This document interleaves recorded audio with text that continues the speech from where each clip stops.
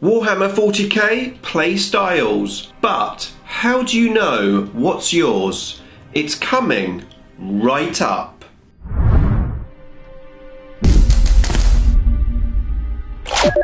Nick speaking, and welcome to this video. And if you're new to the channel and you want to keep up to date with the wonders of Warhammer 40k, then please subscribe and hit the bell button to turn on all notifications so you don't miss an upload.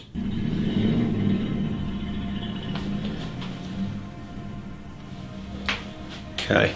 Now, you know, when you start to think about things that you don't normally think about, like gravity, for example, it's just there. But sometimes you have a deep thought and you think about why it's there. Well, this happened to me when it came to play styles. I just assumed my play style, but having a deeper think about it, I've now come to some conclusions. Because in my experience, Warhammer 40k playstyles aren't all that they seem. That's what I want to share with you in today's video. Now, I started playing Warhammer 40k with Necrons. Necrons! Now, Necrons back then were more of a gunline army. We had longer ranged guns, destroyers at 36 inches. However, we still had to push forward with our army as well to get our 24-inch guns in range too. But on the whole, we were a shooting army. However, was that my playstyle? Now, I didn't really know about playstyles when I first started playing the game. However, I did recognise that Necrons were very much a shooty army. So when it came to doing a second army, I decided to go for an assault army. And in came the 13th Company Space Wolves. The way I saw it is now I had an assault army and a shooty army, the best of both worlds. Of course, back then, in 3rd edition stroke 4th edition, well, assault was king. However, that wasn't the reason why I went for the Space Wolves. It was literally because I wanted two different styled armies.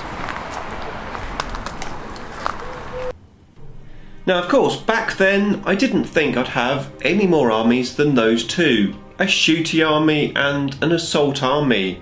Two different play styles.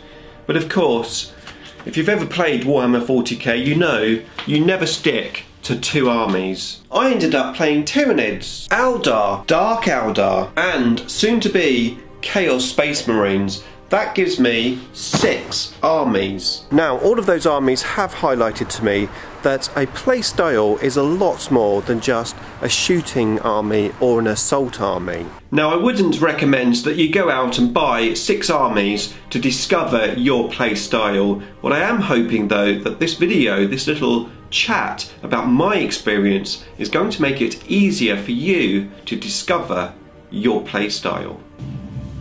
No way.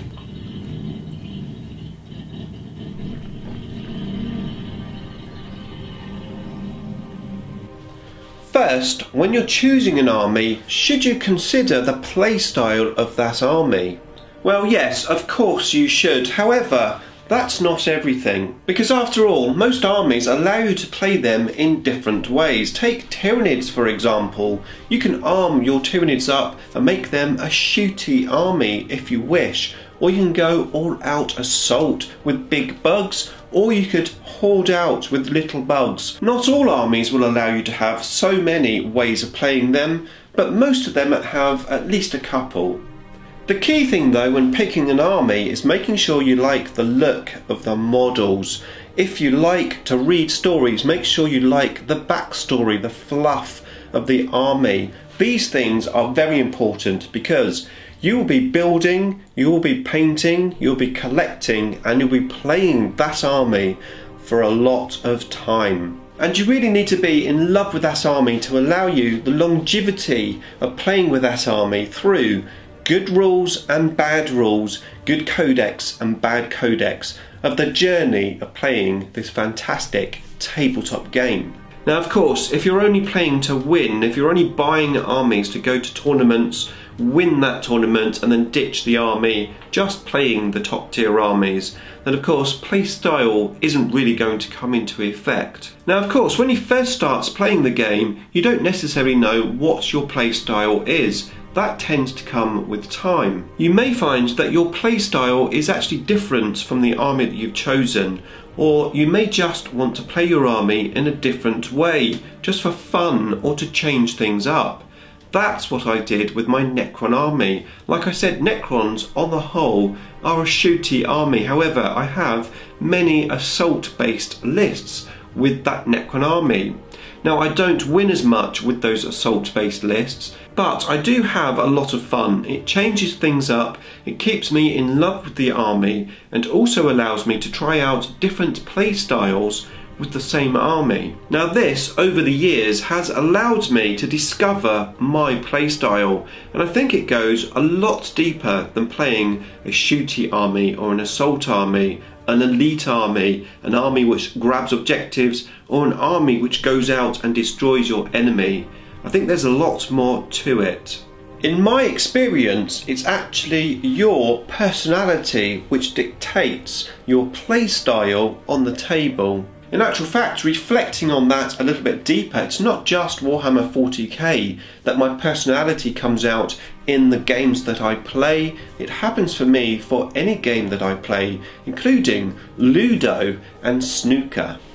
I have quite a reserved personality. I'm quite a quiet, reserved person, and I generally play my 40k games in that manner. However, I do like to examine all the angles, and I like to be diplomatic in life. I like to play the percentages, weigh up what the chances are of me potting a ball in snooker or winning an assault in 40k. If my chances are around 70% or more, then I do it. If my chances are around 30%, then I probably won't. However, at times I can be a bit of a risk taker.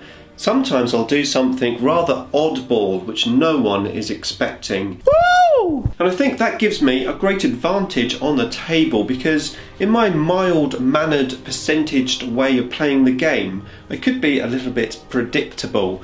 However, if now and again I will take an unpredicted risk of some description, it keeps my enemy on toes and it allows me to surprise them. That's how I won a game against Aceface, a fantastic tournament player. I was playing my Tyranids and he was playing his Tau, and at one point I took a huge risk, deep striking a Morlock right into the corner of the table, and that was when we used to scatter. I took a massive risk, however I managed to hit on my deep strike. I didn't scatter, and in turn it gave me the chance and the opportunity to win the game.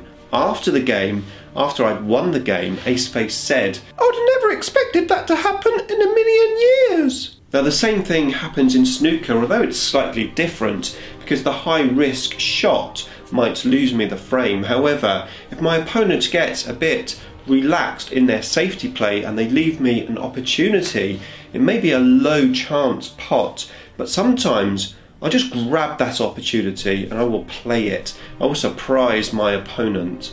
And I think that is my personality and the way that I play the game. Now, examining that a little bit deeper, and I do believe that personality really does affect how someone plays. If you're a very confident person, if you're a person that doesn't hold back, you're there at the forefront of conversations, you're there at the forefront of a queue of people just to try and get at the front of the queue, well, potentially you might be a bit more aggressive on the table. How you play the army, potentially pushing your army forward much quicker, getting into the assault much quicker, just being more aggressive with your army than maybe I would be as a bit more of a reserved player. I think it does have an impact on your play style, and it's certainly something maybe to consider. So when it comes to choosing an army, I would recommend you examine your personality, your traits in life, and try to match those traits, that personality, to an army. And of course, make sure you like the models and the backstory of the army at the same time. So, some deep thoughts from Idicbeer 40k today. Let me know what you think in the comments box below. I'll be really interested to hear that. And if you're not subscribed yet, start now. Hit the Edict beer icon. If you want to see a video I made giving you some tips on how to play your Warhammer 40k army, then check out that video there. And if you want to see a video that YouTube thinks that you would like, then check out that video just there. Beam me up. And there's a big truck out there.